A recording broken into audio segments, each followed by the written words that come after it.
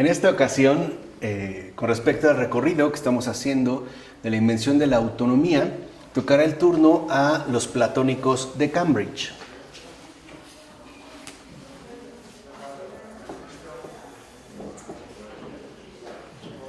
Los platónicos de Cambridge.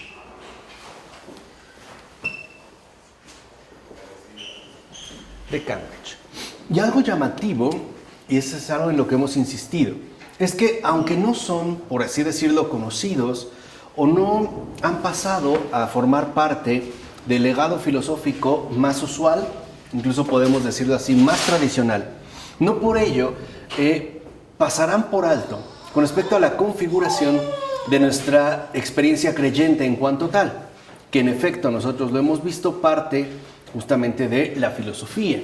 Recordemos que la filosofía, nos guste o no, siempre tendrá una repercusión directa con respecto a nuestras respectivas formas de vida.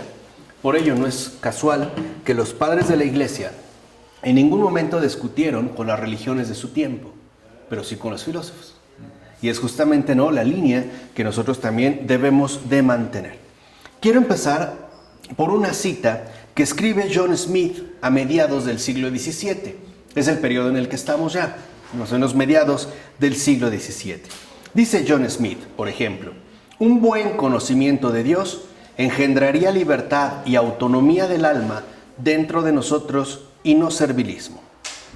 Por su parte, Benjamin Whichcote dice, reverencia a Dios en ti mismo, porque Dios está más en la mente del hombre que en cualquier otra parte de este mundo.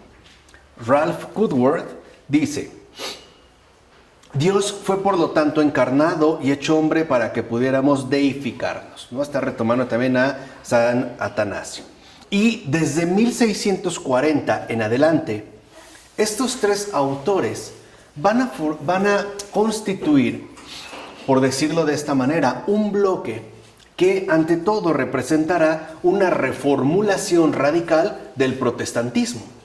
Recuerden que el protestantismo va a iniciar principalmente en Alemania y de ahí se va a ir expandiendo. Y a pesar de que llega a Inglaterra, tendrá sus variantes muy particulares. Y esta reformulación radical del protestantismo se va a llevar a cabo en la Gran Isla, es decir, en el Reino Unido.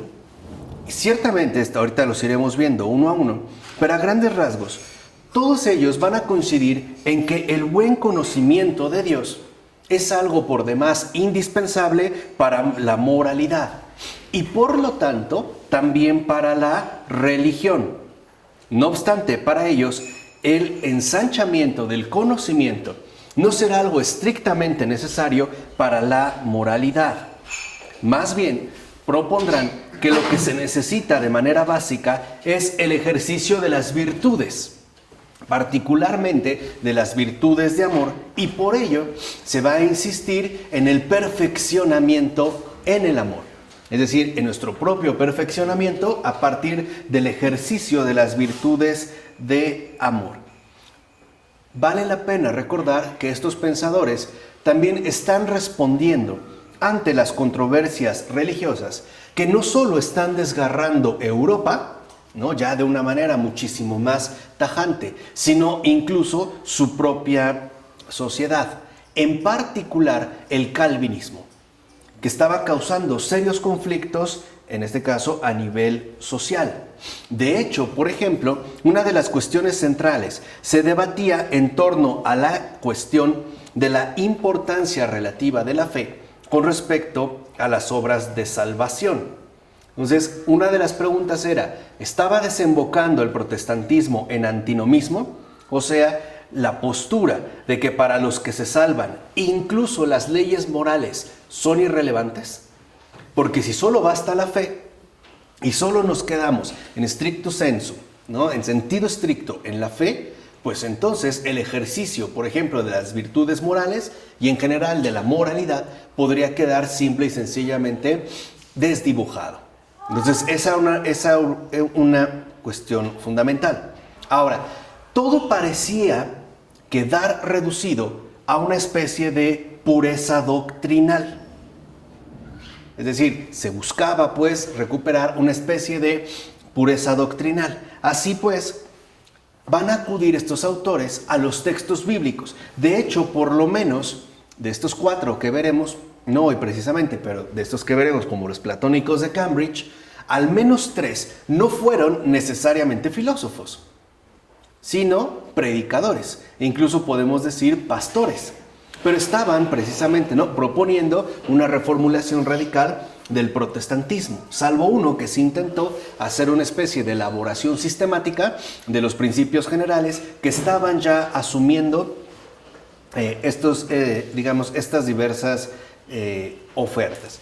Entonces aquí veremos cómo incluso al tratar de reducirlo todo a una especie de pureza doctrinal, van a acudir, repito, a encontrar textos bíblicos para mostrar que están en lo cierto. También incluso se empezaban a dar conflictos, por ejemplo, con respecto a que se llevaban a cabo denuncias sobre aquellos que no aceptaban con exactitud la formulación correcta de la verdad salvadora. E incluso se dieron casos donde se emprendieron acciones políticas para excluir de la iglesia a quienes incurrieran en estos errores. Así que pues todo este contexto es dentro del cual se van a engendrar los platónicos de Cambridge. Incluso estas controversias, dijimos, que están desgarrando Europa a partir del protestantismo y en particular el Reino Unido, pues no parecía ya estar tan unido, sino que adoptaba cada vez más un matiz seriamente perturbado por las controversias religiosas, en particular, como nosotros lo mencionamos, por el calvinismo sectario. Así pues, no solo se había puesto en riesgo la posibilidad de tener una sola fe entre los ingleses protestantes, sino que aún más era un grave riesgo para poder mantener una vida social y política en común. Así pues, veremos cómo estos 4 platónicos de Cambridge, Whichcote, Smith, Moore y Goodworth, estarán muy implicados dentro de estas cuestiones que hemos mencionado. De ahí, pues, que llamados de ordinario los platónicos de Cambridge, la mayoría de ellos eran más bien teólogos que ciertamente pasaron un buen periodo de su vida como académicos en Cambridge. Entonces, lo que quiero que entiendan es que los platónicos de Cambridge, en cuanto tal, es un grupo conformado por predicadores y teólogos protestantes. Dijimos, lo que buscan es una reformulación radical del protestantismo, porque incluso se está desgarrando al interior de la propia sociedad inglesa la unión. Todos ellos tendrán en común que van a elaborar, como dijimos, sus opiniones en base a las escrituras y van a tratar de establecer una especie de interpretación de los textos bíblicos. De hecho, lo fundamental es que el tipo de teoría que van a presentar no tiene tanto como objeto desgranar los contenidos de los textos bíblicos, sino aportar una nueva manera de leer los textos.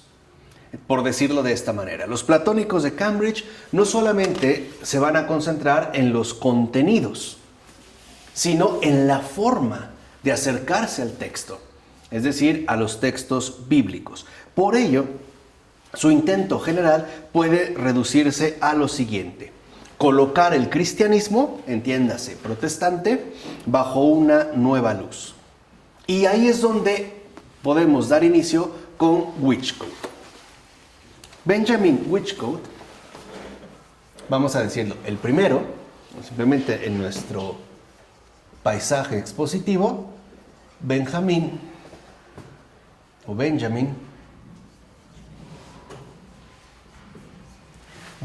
Whichcote nace en el año 1609 y fallece en el año 1683. Entonces vemos cómo Benjamin Whichcote prácticamente atravesará casi la totalidad del siglo XVII y será el creador del movimiento, dijimos, usualmente conocido como los platónicos de Cambridge. Ahora, él no escribe una obra filosófica, pero sí daba e impartía muchos sermones, además de diversos tipos de enseñanza personal, es decir, a la manera de un pastor. Y va a insistir sobre todo en dos conclusiones. Primera, digamos que el fundamento del planteamiento que realiza Whichcote a través de sus sermones y la enseñanza personal se puede condensar en estas dos conclusiones. Número uno, la moralidad es el corazón de la religión.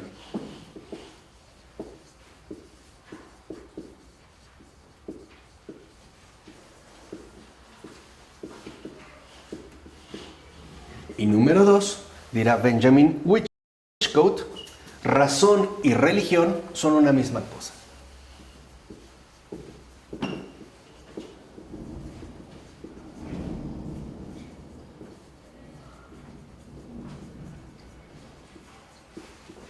Así pues, el fundador de este movimiento, conocido como los platónicos de Cambridge, sostiene que sea cual sea el tipo de confesión religiosa que se tenga, particularmente entre protestantes, incluso los católicos, podrían estar de acuerdo en que lo fundamental, lo esencial en todo caso es la moralidad. La moralidad es pues lo primero que cuenta.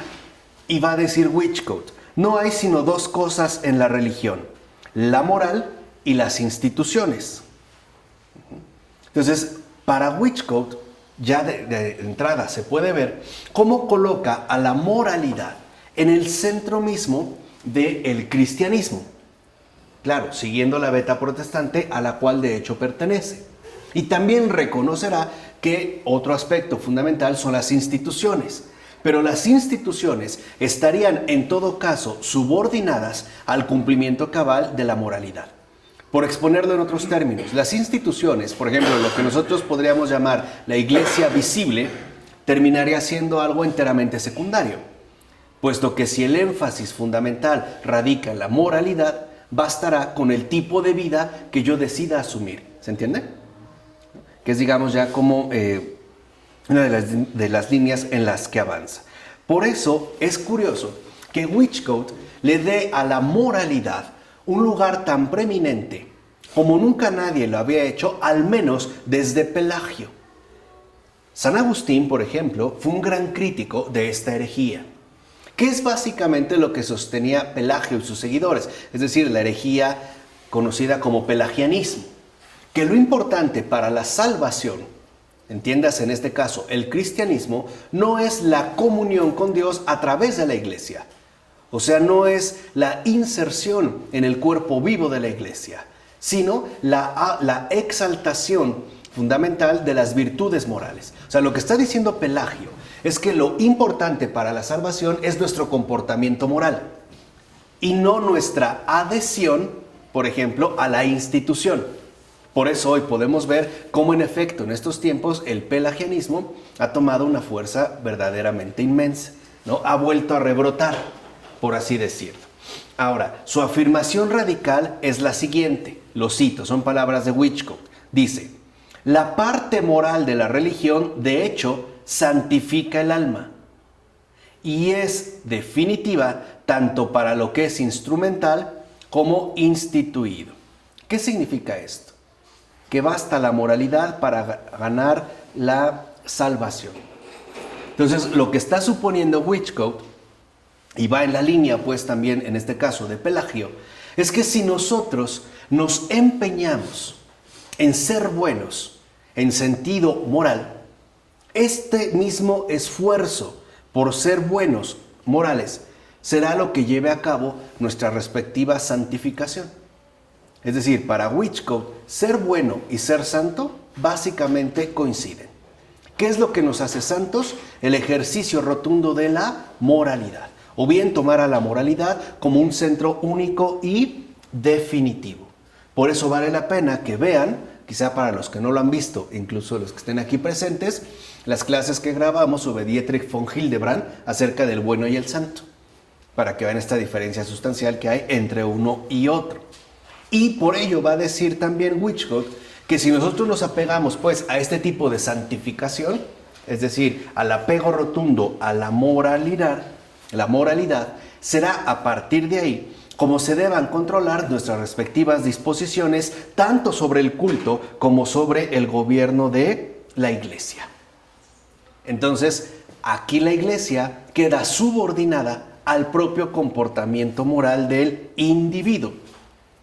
Esto a su vez supone, siguiendo la segunda línea, que si recae en la moral, digamos, las disposiciones externas o institucionales de la religión, entonces esta a su vez tendrá que estar conectada con la razón. O sea, ¿cómo podemos conocer cómo ser buenos? Pues por medio de la razón. Así pues, la autoridad fundamental ya no es ni siquiera la propia autoridad bíblica, sino el propio uso de la razón. ¿Vale? Tiene, digamos, como en su planteamiento. Ahora, dirá Whichcote, las exigencias de la moralidad no se deben a la voluntad de Dios. Fíjense, ese es como un aspecto fundamental. Bueno, quiero ponerlo aquí con otro color porque creo que es muy importante, ¿no? A manera de asterisco, no olvidar que para Whichcote la santidad es igual a las exigencias de la moralidad.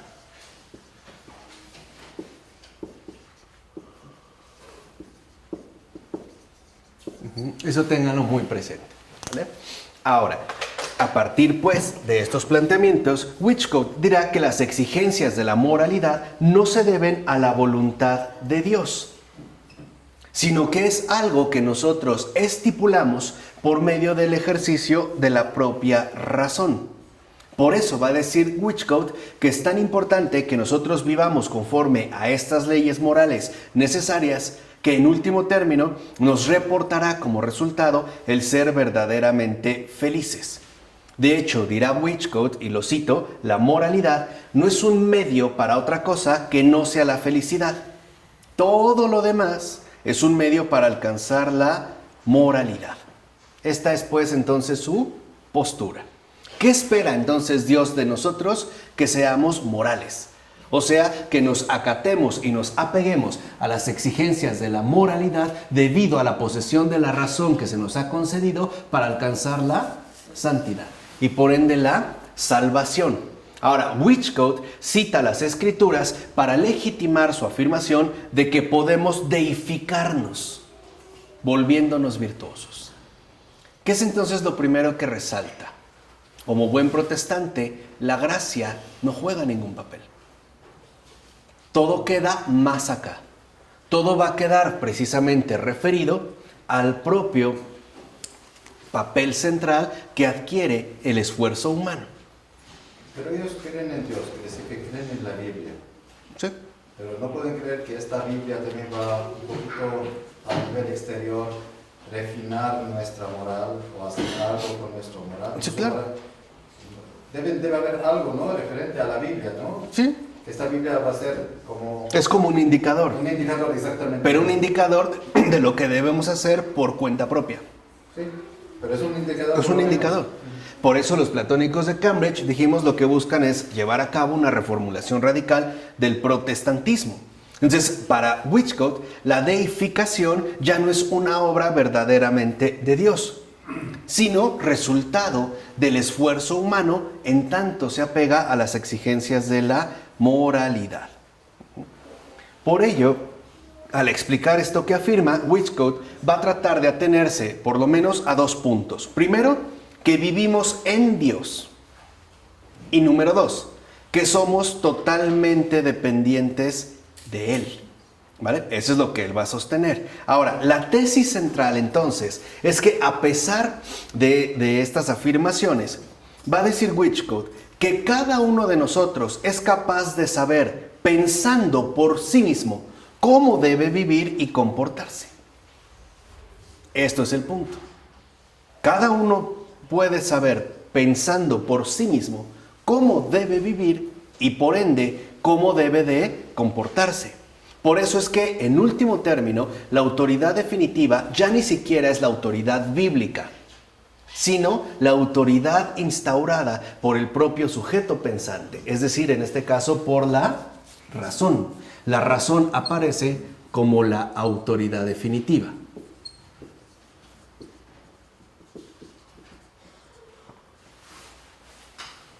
Y dirá Witchcote: el poder para poner en práctica y llevarlo a cabo siguiendo este conocimiento. Entonces, aquí hay dos cosas importantes. Según Witchcote, cada uno puede saber cómo debe vivir y comportarse solo pensando por sí mismo. Y dos, que es en lo que yo quiero llamar más la atención. Además de esto, poseería cada uno de nosotros el poder para llevarlo a cabo, ponerlo en práctica y por lo tanto realizarlo. Es decir, no solo lo podemos llegar a saber, sino que también lo podremos nosotros hacer. La fe subjetiva al 100%. Claro, claro, A tu gusto. claro. Pero en este caso en particular, lo que quiero que entiendan es que no solo entonces la razón es la autoridad definitiva, el pensar por uno mismo, sino que también somos capaces de realizarlo por cuenta propia. O sea, la santidad es un triunfo humano. Es el uso de la razón y la aplicación total a las exigencias de la moralidad. Entonces, para Witchcote, aquí queda claro algo que me parece que hereda, ¿no? De su compatriota Francis Bacon. En la autoridad definitiva, saber va de la mano del poder. No solamente sabemos, sino que podemos, ¿vale? Que era algo que también ya había estipulado en su momento Pelagio. Además, va a decir Witchcote que las verdades importantes, las verdades esenciales, no son fácilmente accesibles y no son, dirá él, ni recónditas ni difíciles. Es más, el propio misterio de Dios es algo que la razón misma nos puede poner en evidencia. Dicho de otra manera, el razonamiento es lo que nos demostrará que Dios existe. Entonces, la existencia de Dios es resultado del propio pensar. Ya no necesitaríamos, pues, una revelación, sino una aplicación de la razón. Y por lo tanto, la razón también nos muestra lo que la moralidad nos exige. De ahí, pues, va a decir Witchcote, que cada agente inteligente tenga un sentido del bien y del mal debido a la moralidad.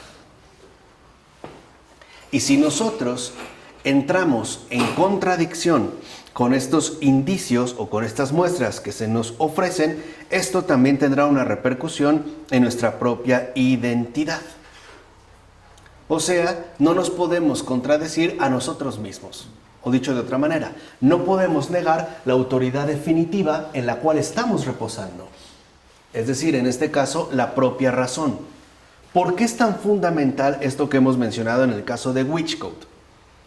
Porque la tesis fuerte, la tesis verdaderamente radical de Witchcote consiste en lo siguiente: la vinculación fundamental que establece entre moralidad y yo. Porque en efecto, este saber y este poder recae en lo que en sentido moderno llamamos yo. Ya no solo es yo pienso, en un sentido cartesiano, ahora también es yo puedo. ¿Se entiende? Se está recayendo todo finalmente en el sujeto. Ya no basta con decir yo pienso, yo sé, sino también yo puedo. Y es esta vinculación interna entre la moralidad y el yo. Por eso va a decir Witchcote que cuando somos inmorales, actuamos contra nuestros propios principios y contradecimos nuestra propia razón. Entonces, la inmoralidad, por ejemplo, ya no conlleva una carga clara de ofensa hacia los demás y sobre todo hacia Dios. Simple y sencillamente es una contradicción con uno mismo. Por ello, va a decir, no necesitamos ningún tipo de tribunal externo que nos diga que hemos actuado mal. Una confesión, la iglesia, ¿No? los sacramentos. ¿No? Por eso dijimos, está subordinada a la institución. Todo lo que nosotros podríamos llamar, en este caso, externo. Es más, va a decir Witchcote literalmente, los malos se condenan a sí mismos antes de que Dios los condene. Claro, porque para Witchcote primero va el ¿qué? El yo. Entonces dice, antes incluso de que Dios los condene. Ahora, ser condenado por uno mismo es, según Whichcote, lo que significa realmente estar en el infierno. Entonces, el infierno es ser infiel o contradecir o ir en contra del propio ¿qué? Yo. Totalmente lo opuesto a lo que sostenía Cristo. Ya no es negarse a sí mismo. De hecho, ese es el infierno en Whichcote. La contradicción del yo, la negación rotunda del uno mismo es el infierno. Entonces, si uno se toma en serio las palabras de Whichcote, lo que Jesús nos está proponiendo, ¿qué es? El infierno. ¿Se entiende aquí, digamos, la radicalización que realizan? Contradecir al yo, eso es el infierno. Por el contrario, va a decir, ser coherente consigo mismo y estar lleno de humildad, modestia, rectitud, templanza, reverencia hacia la deidad y así sucesivamente, es lo que significa estar en el cielo. Entonces, ¿cómo se obtiene el cielo? Pues absolutizando el yo, manteniéndose fieles a uno mismo. Ahora, lo adorna. Sí, pero lo adorna con el perfeccionamiento. Claro, con el perfeccionamiento de estas virtudes. Pero entiéndase, son virtudes morales.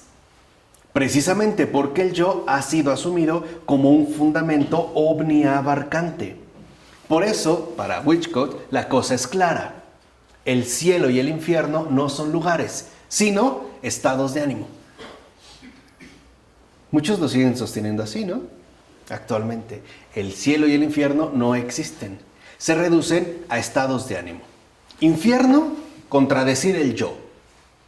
Cielo, mantenerse fieles al yo. Claro, bajo las virtudes morales, que ahorita ciertamente no hemos mencionado. La acción redentora de Cristo, va a decir Whichcote, no es más externa que la moralidad. Porque Cristo no nos salva únicamente haciendo algo por nosotros, sin nosotros. Entonces, aquí es donde entra el aspecto, vamos a decirlo así, más delicado de la cuestión. Para Whichcote, en esencia, la salvación depende, en último término, ¿del qué? Del yo. ¿Por qué? Porque el yo ha sido asumido como el fundamento. Ahora, siguiendo la postura idealista que hace rato mencionamos, dirá Whichcote que Jesucristo tiene que estar dentro de cada uno de nosotros para que nos haga semejantes a Dios. Y no lo tendríamos que encontrar necesariamente ¿qué? Fuera. Es lo que mencionaba Ronnie. Ahora todo depende de la relación Dios y yo. Yo y Dios, ¿no? Dios está dentro de mí y nada más. De tal manera que entonces salvarse, y entiéndase, deificarse, simplemente significa vivir conforme a lo que por nosotros mismos vemos que es correcto. Eso es salvarse. Entonces vemos como incluso el yo es asumido como el Tribunal Supremo.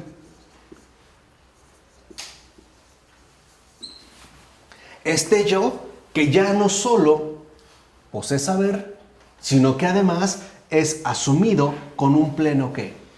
Poder. Ahí está el Tribunal Supremo. Entonces, para Whichcote, salvarse, vuelvo a repetir, y así deificarse, simplemente significa vivir conforme a lo que por nosotros mismos vemos que es correcto. Es decir, pensando y actuando. Por ello va a decir Whichcote que el conocimiento moral es de fácil adquisición, y con ello se está oponiendo a Descartes, que consideraba ciertamente que es nuestra última y más difícil adquisición. Más bien, y ahí es donde entra el platonismo de Whichcote, piensa que a pesar de que el conocimiento moral es de fácil adquisición, lo que realmente es difícil es vivir como la moralidad lo indica y lo señala. Lo sabemos, pero no necesariamente lo podemos. ¿Se entiende? Ahora, ¿por qué? Por el cuerpo. Porque estamos sumergidos en el cuerpo.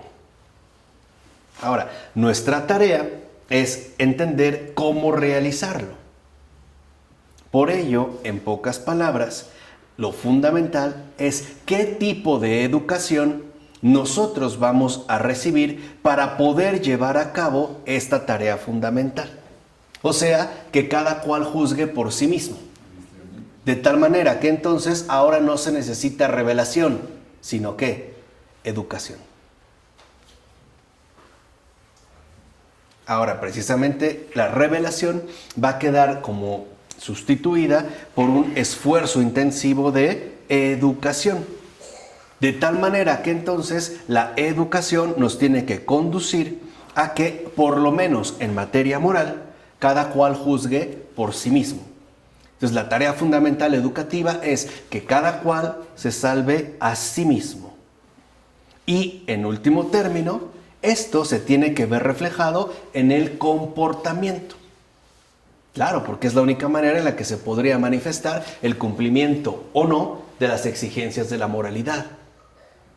Entonces, si lo vemos, saber, poder y el yo, bajo estos constitutivos o estos ingredientes que lo han conformado, tendrá que quedar reflejado en el ¿qué? En el comportamiento. Y aquí se ve, por ejemplo, una clara influencia calvinista. Recuérdense que para el calvinista, aunque nosotros no tengamos la certeza de que somos salvados, debemos obrar como si lo estuviéramos. Así, debido a la predestinación, quizá bajo el último momento y debido a nuestras obras realizadas dentro de la esfera estrecha y dura de la pureza moral, pues Dios se apiade y nos salve. Entonces, ¿quién es el primero que mete esa idea tóxica de que la moralidad sí conduce a la salvación? Al menos como posibilidad, Calvino. Y aquí se empiezan a ver precisamente, ¿no?, las secuelas que se van recogiendo. Por eso va a decir que el mejor gobierno, dirá Whichcote, es descargarse de gobiernos, o sea, gobernarnos a nosotros mismos. En pocas palabras, el comportamiento tendrá que ser resultado de un gobierno interior. No necesito que nadie me diga cómo comportarme. Si lo ven, aunque no es, digamos, conocido, Benjamin Whichcote ha tenido un alto impacto en la configuración de nuestra modernidad. Cuando, por ejemplo, Charles Taylor habla del yo impermeabilizado, en efecto, este está configurado por Benjamin Whichcote. Este gobierno interior, ¿no?, esta gobernanza propia que, en efecto, va a configurar, en último término, tanto la moral como la religión. Así pues, ¿para qué nos sirve la religión? Para llevarnos a acciones virtuosas, es decir, para ser única y exclusivamente buenos. Para eso sirve. Por eso aquí vemos cómo entonces Whichcote va a establecer una distinción, aquí sí que nunca antes se había señalado, entre moralidad y ley. Ahora, para Whichcote, ¿qué es lo primario? La moralidad. Y yo no estoy obligado a obedecer ningún tipo de ley. Porque en último término, el yo es el tribunal supremo cuya manifestación a través del comportamiento refleja el gobierno interior asumido a partir de las exigencias de la moralidad. Entonces, lo que vemos aquí ya es como la configuración fundamental de este yo individualizado. ¿Vale? Y en segundo lugar aparece John Smith.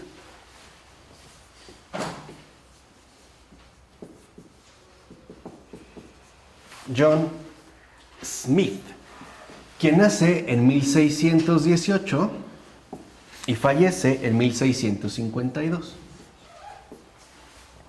John Smith va a compartir muchas de las opiniones de Whichcote. Por ejemplo, estaré de acuerdo con él en que la moralidad ante todo se refiere al estado interior de la persona y no solamente a la esfera exterior donde éste acata la ley. Entonces aquí está la distinción que yo les había dicho. La ley puede servir para las conductas exteriores, pero para el comportamiento interior no hay ninguna ley que valga, ni siquiera la divina. ¿Se entiende? La ley solamente para las conductas exteriores, pero en la conducta interior no hay ninguna ley que valga. Ahí lo único imperante se llama moralidad. También estará pues John Smith, de acuerdo con el fundador de esta reformulación radical del protestantismo, que el cielo y el infierno son estados de ánimo, que la santificación y la salvación van de la mano precisamente gracias a la moralidad, ¿no? Que la moralidad no es una obra arbitraria de Dios y que en efecto nosotros participamos de Dios. Pero John Smith va a poner un énfasis particular en nuestro respectivo perfeccionamiento y la relación entre el amor y la ley. Este va a ser, digamos, como su campo particular de acción. Por ejemplo, John Smith va a tomar de manera literal el mandato de Cristo que aparece en Mateo capítulo 5 versículo 18. Volverse perfectos así como Dios es perfecto. Se lo va a tomar así de manera literal. Ahora, el propósito de la vida para nosotros es, de acuerdo con John Smith, vivir la vida de Dios y así, en un sentido sobrio, volvernos deificados. Ahora, aquí es donde hará como una precisión John Smith. No nos volvemos semejantes a Dios teniendo conocimiento semejante al de Él, sino creciendo como Él. Es decir, cuando un verdadero espíritu de santidad, justicia, humildad, etc., permea todos nuestros actos. Entonces, lo que aquí había apuntalado Whichcote, John Smith lo va a enfatizar a la hora exaltar la cuestión de la voluntad. Al grado de que para John Smith lo importante no es conocer más, sino actuar mejor. Ahí es donde entra la voluntad. La voluntad entendida en el sentido de actuar mejor. E incluso va a decir John Smith, si nosotros pudiéramos tener la suficiente fuerza para actuar mejor, entonces nuestro conocimiento sería mayor. O sea, para John Smith, nosotros aprendemos más de Dios por la acción que por la especulación. Para John Smith no se trata tanto de especular, de pensar. Se trata de actuar, pero ojo, ¿de actuar qué? Mejor, obviamente, en sentido moral. Por eso el énfasis va a estar colocado en la voluntad. Por eso va a decir, lo que nos impide ser mejores, lo que nos impide deificarnos, lo que nos impide ser santos, lo que nos impide la salvación, no es la ignorancia, sino la falta de esfuerzo. Ahí está el rasgo más, para mí, fuerte de John Smith que se ha conservado hasta este momento. Porque para él el actuar mejor, ya dijimos, en términos morales, es cuestión de esfuerzo. Hay que esforzarse en actuar mejor moralmente. Y esa es una idea que nosotros hemos conservado. Creemos que nosotros debemos poner todo el empeño en actuar mejor siempre en términos morales, en ser buenos. Pero lamentablemente, una y otra vez, nos podemos dar cuenta de que no lo conseguimos. Al menos no seguían las exigencias de la moralidad.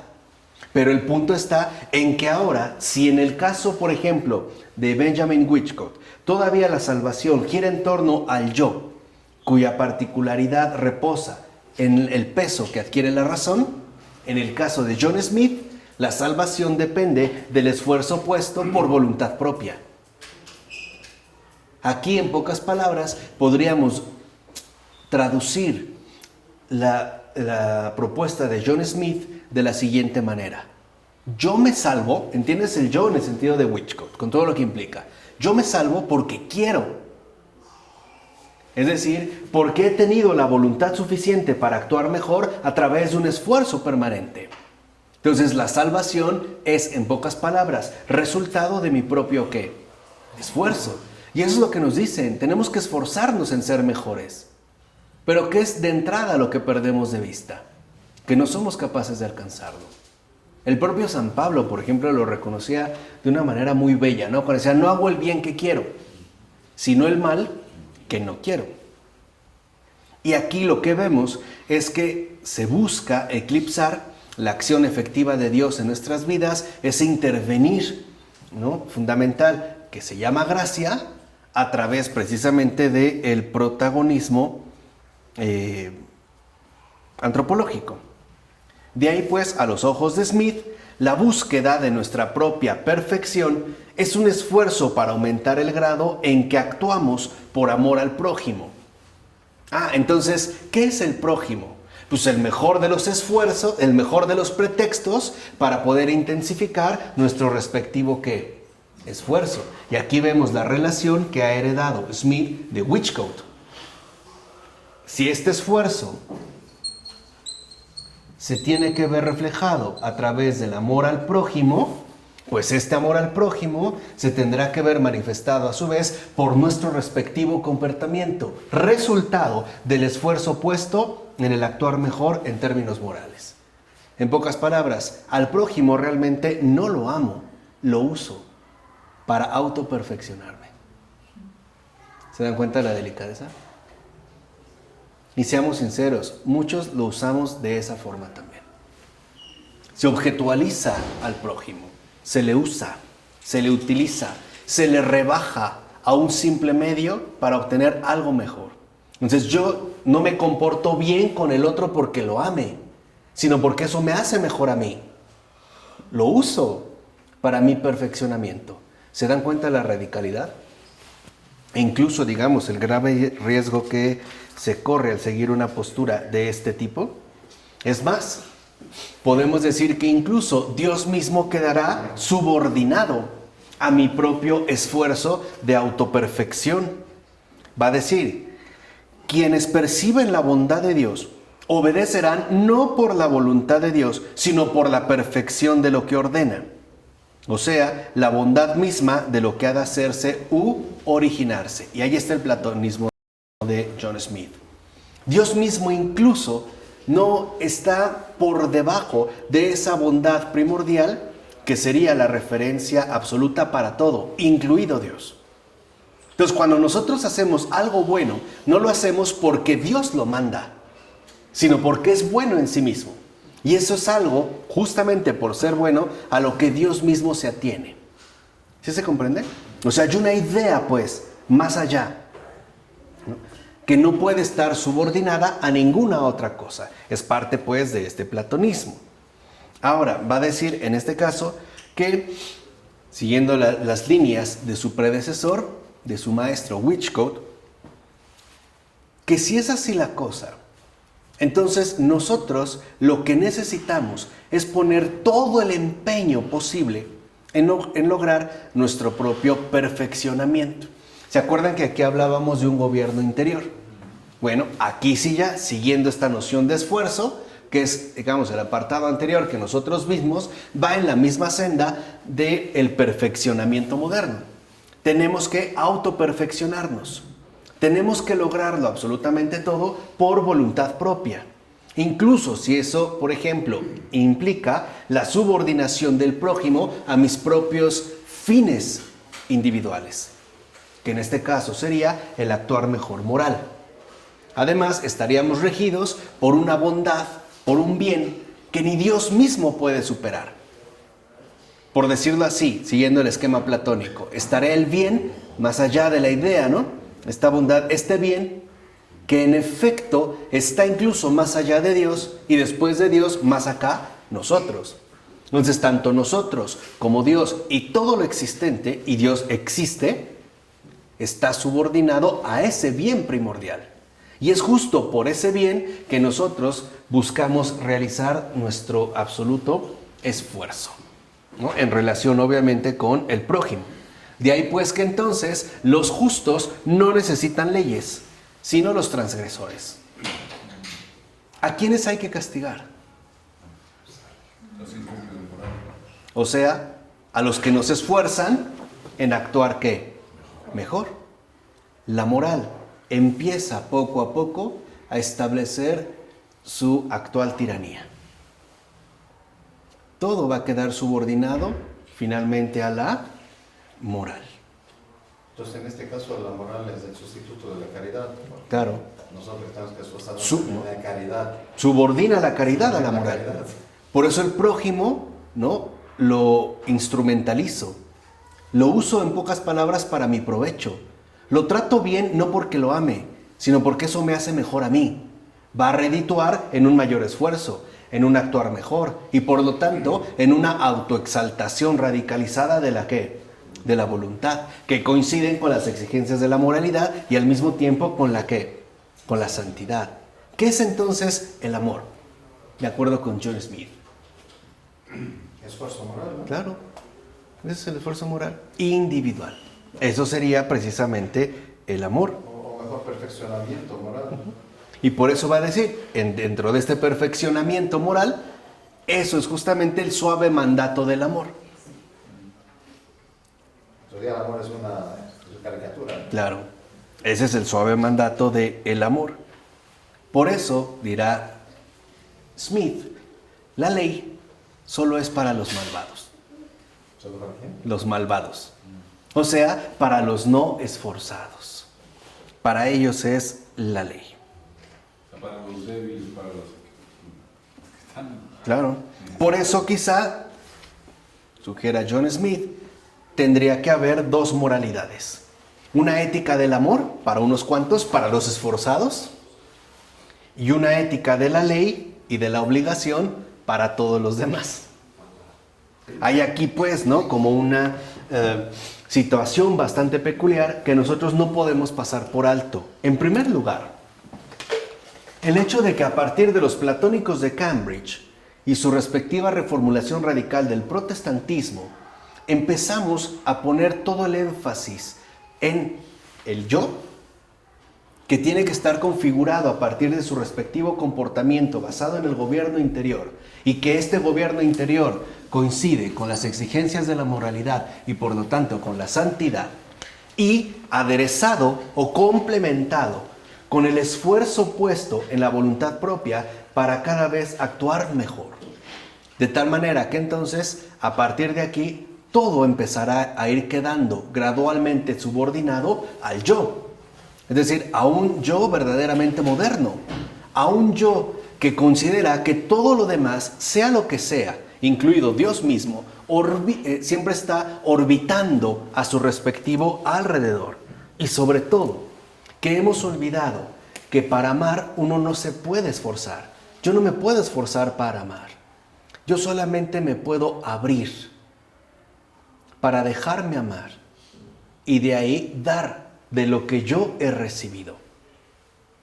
Y no, en pocas palabras, de lo que yo he impuesto.